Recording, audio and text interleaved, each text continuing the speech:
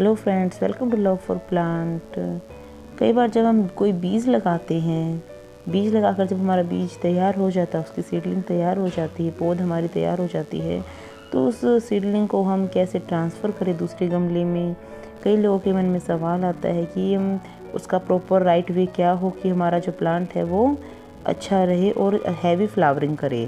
तो देखिए, इस तरह से मैंने कैलेंडुला के फ्लावर्स लगाए थे। ये जो पिछले साल मैंने बीज सेव किए थे उन्हीं की ये अभी में सीडलिंग बनी है। इस तरह से काफ़ी अच्छी हेल्दी सीडलिंग है। एक दो जो प्लांट है उसमें थोड़ा सा लीफ माइनर भी हो गया, इस तरह से आप देख सकते हैं।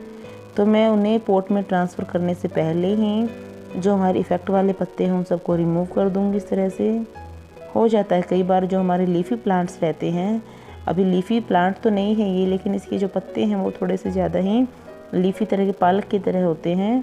तो इस तरह से वो पहले ही हम उन्हें हटा देंगे ताकि हमारे प्लांट में और ज़्यादा इन्फेक्शन ना रहे। इन कैलेंडुला की सीडलिंग्स को मैं 14 इंच की जो ब्लैक पॉट है इनमें लगाने वाली हूँ। अगर आप एक गमले में एक ही लगाते हैं आपका जो सीडलिंग, तो आप उसके लिए छोटे पॉट भी ले सकते हैं। इसके लिए 6-7 इंच का पॉट भी अगर आप सिर्फ एक सीडलिंग लगाएंगे तो उसके लिए काफ़ी रहेगा। लेकिन मैं यहाँ पर एक गमले में 5-6 सीडलिंग लगाने वाली हूँ, तो मैंने इसलिए ये बड़ा पॉट लिया है, क्योंकि इसका जो पौधा होता है कैलेंडुला का वो बहुत ज़्यादा बड़ा नहीं रहता है।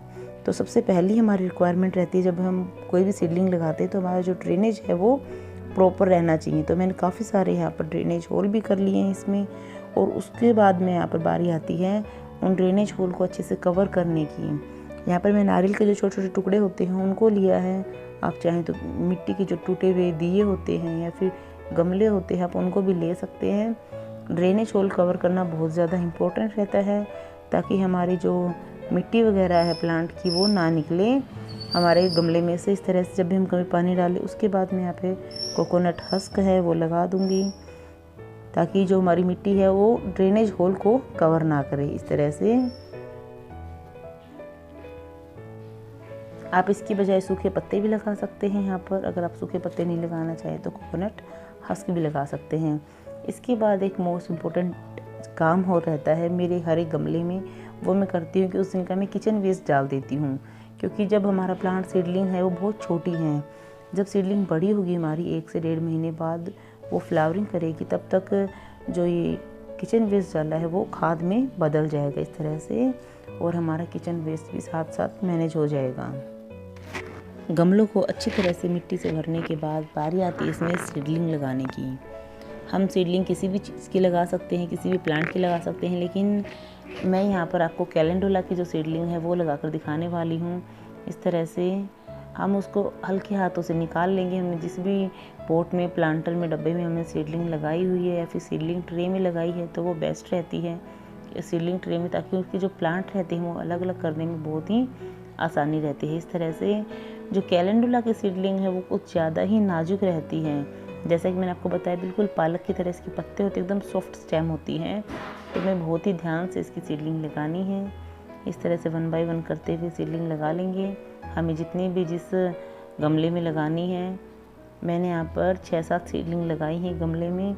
गमला काफ़ी बड़ा लिया था, इसी वजह से यहाँ पर ज़्यादा सीडलिंग लगाई है। अगर आप छोटा गमला लेंगे तो उसमें आप कम सीडलिंग लगाएंगे। अगर आप किसी छोटे गमले में बहुत ज़्यादा सीडलिंग लगा देते हैं तो वो भी सही नहीं रहेगा, क्योंकि रूट बाउंड हो जाएगा, आपका प्लांट उतनी ग्रोथ नहीं करेगा और फ्लावरिंग भी उसके हिसाब से उसमें फिर कम ही रहेगी। इस तरह से हम सीडलिंग लगा देंगे। सीडलिंग लगाने के बाद हम इसे 4-5 दिन के लिए किसी शेड वाले एरिया में रखेंगे। डायरेक्ट अभी धूप में नहीं रखना है।